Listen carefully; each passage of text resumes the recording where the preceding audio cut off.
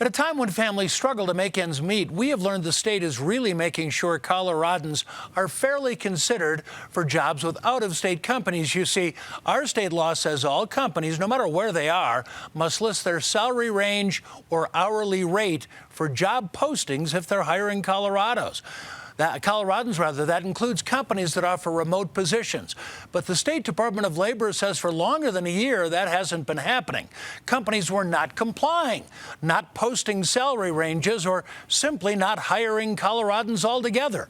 Our political specialist Sean Boyd reports the state sent threatening letters saying, "We might fine you," and the companies are finally coming around.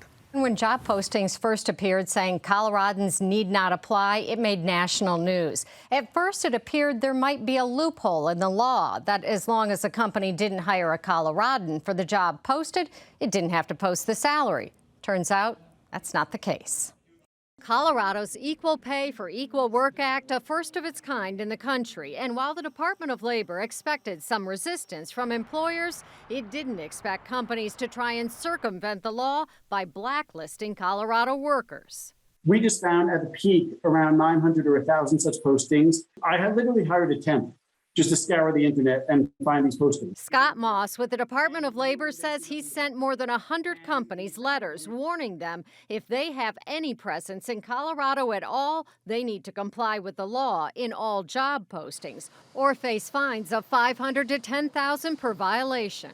We saw the number of postings excluding Coloradans essentially vanish. Meanwhile, the average hourly wage has increased more than 11% in Colorado since the law took effect, while it's gone up only 7% nationwide. I think in a tight labor market, employers are sometimes surprised to find out they're paying less than some competitors. So I think it benefits everybody to see what the market is bearing.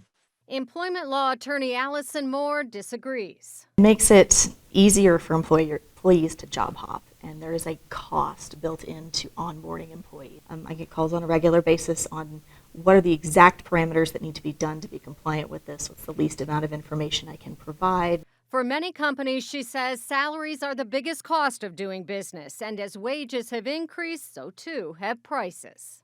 Overall, has this law done more to help or hurt Colorado workers? I think that's a tough question. It's super new law, so we don't really know where it's going to go.